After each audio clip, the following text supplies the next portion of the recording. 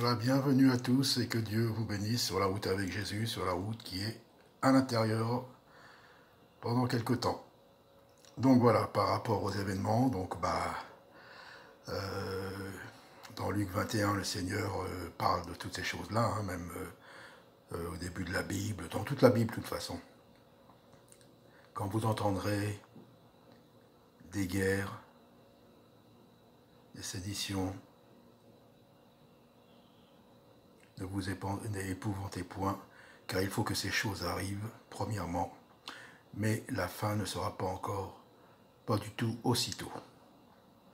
Il y aura de grands tremblements de terre,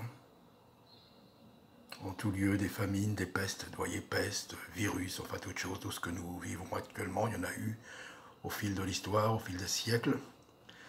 Donc nous sommes arrivés à un point, c'est vrai que là où dans le monde, beaucoup de pays sont bloqués, on n'a jamais vu ça dans notre génération. On se croirait presque en temps de guerre, mais voilà. Donc c'est une guerre spirituelle, donc toutes ces choses doivent arriver.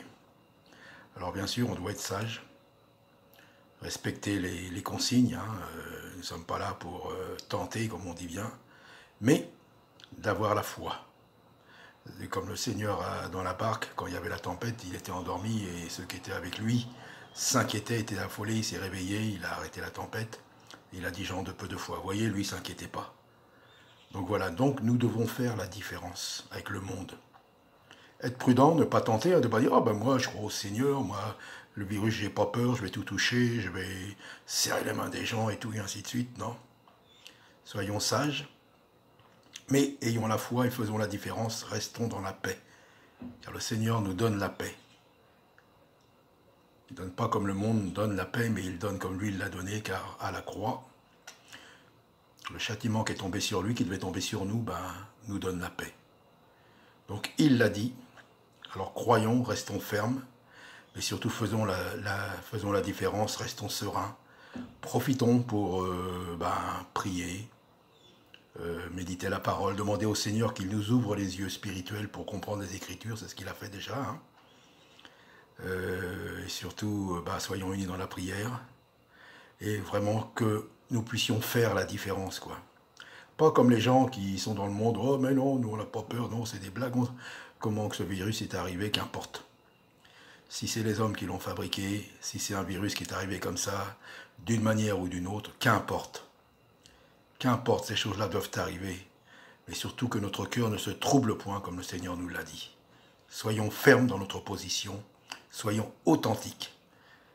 Et quoi qu'il arrive, restons dans la paix. Parce que quoi qu'il arrive, si nous sommes dans les mains du Seigneur, nous ne risquons rien. Donc voilà, une petite exhortation. Hein. Donc voilà, c'est le début, c'est le premier jour. Moi qui ai l'habitude d'aller à droite, à gauche, voilà, donc je vais m'adapter. Avec le Seigneur, il faut s'adapter en toute situation et toute circonstance et le glorifier. Jésus est là et Jésus fait encore des miracles. Alors donc voilà, donc c'est simplement ce que je voulais vous partager, court, et peut-être que je ferai d'autres petites vidéos d'exhortation, je ne sais pas, je vais voir.